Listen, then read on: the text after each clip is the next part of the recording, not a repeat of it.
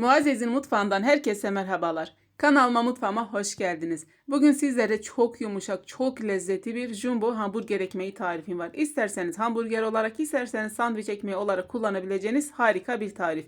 Ben hemen yapımına başlıyorum. Bir paket instant maya, bir su bardağı ılık suyumuzu yoğurma kabımızın içerisine alıp iyice çırpıyoruz.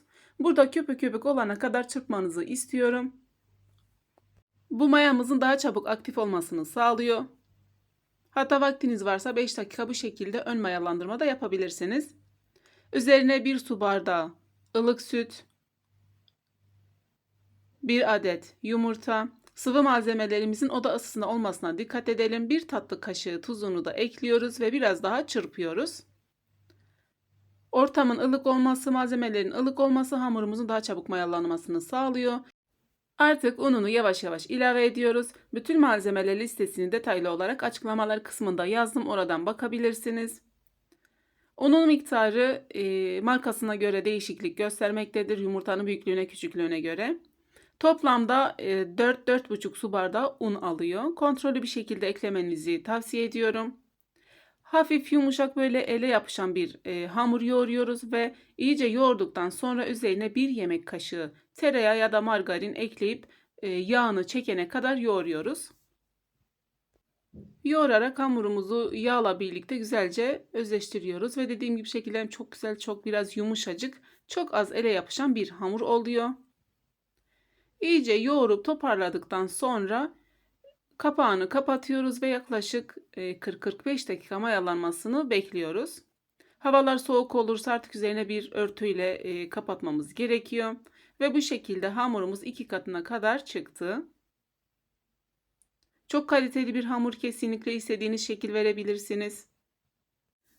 Tezgahımızı biraz unladıktan sonra hamurumuzu alıp biraz havasını çıkarttıktan sonra 2 bezeye ayırıyoruz. Burada yuvarlak yapacağım ama farklı bir yöntemle yapacağım. İlk önce hamurlarımı 2 bezeye ayırdıktan sonra biraz un yardımıyla açıyorum. Burada dilerseniz bir merdane ya da bir oklava ile açabilirsiniz. Çok ince olmayacak bir şekilde yaklaşık bir 2 santim kalınlığında hamur açıyoruz. Bezeler açıyoruz.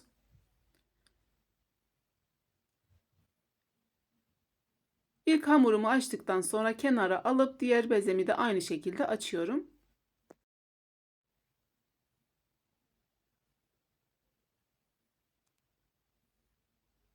Ve 2 bezemi üst üste alıp kenarlarını birleştiriyorum.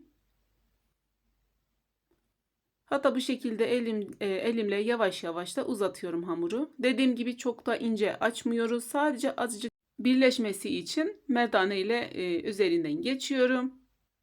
Fazla ununu aldıktan sonra bu şekilde bir kase ile yuvarlak halkalarımı kesiyorum. Dilediğiniz şekilde kesebilirsiniz. Küçük istiyorsanız biraz daha küçük bir yuvarlak kaseyle de ya da bir tabak, elinize ne varsa kesebilirsiniz. Ben biraz daha büyük, tek seferde doymadık için bu şekilde biraz büyük hamburger ekmeği yaptım. Dediğim gibi tamamıyla sizlere kalmış. Dilerseniz biraz daha küçük yapabilirsiniz. Kestiğim hamurları yağlı kağıt sermiş olduğum tepsimin içerisine alıyorum. Kalan diğer hamurları tekrar birleştirip tekrar açtım ve bu şekilde 2 adet çıkarttım, üst üste koydum. Kalan en son hamurlarımı da 2 küçük bezeye ayırıp çok az merdane yardımıyla açtıktan sonra üst üste bırakıyorum ve kenarlarını çok az elimle üzerine merdane ile çok az geçtikten sonra parmaklarımla çok az bir şekilde yapıştırıp yuvarladıktan sonra artık son ekmeğim hazır. Toplamda 8 adet hamburger ekmeği çıktı. Hem çok kaliteli bir ekmek hamuru, gerçekten çok da kullanışlı oluyor. Çocuklar için okul beslemesinde çok faydalı oluyor. Üzerini örtüp yaklaşık 15-20 dakika tepsi mayası veriyoruz. Ve üzerine süt gezdiriyorum bu şekilde. Bildiğiniz gibi klasik normal hamburger ekmeğin üzerine yumurta sarısı sürülmez.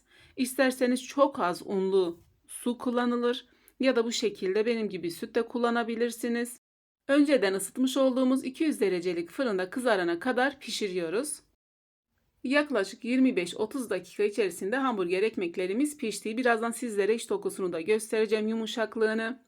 Ama ondan önce sizlerden küçük bir ricam olacak.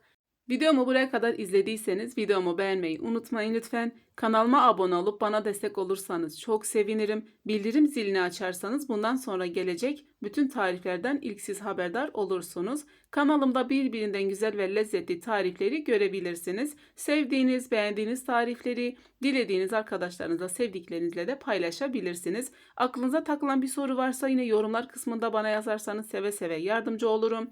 Malzemeler listesini açıklamalar kısmına da yazdım. Oradan bakabilirsiniz. Şimdi sizlere iç dokusunu da göstereceğim. Gerçekten çok güzel oluyor. Yumuşacık bir hamburger ekmeği oluyor. İstediğinizi içerisine istediğiniz malzemeyi koyup afiyetle tüketip ya da çocuklarınıza, sevdiklerinize verebilirsiniz. Yumuşaklığını da görüyorsunuz. Umarım beğendiğiniz bir tarif olmuştur. Beğenmeyi de unutmayın lütfen. Videomu sonuna kadar izlediğiniz için çok teşekkür ederim. Başka bir tarifte, başka bir lezzette görüşmek dileğiyle. Kendinize çok iyi bakın. Allah'a emanet olun.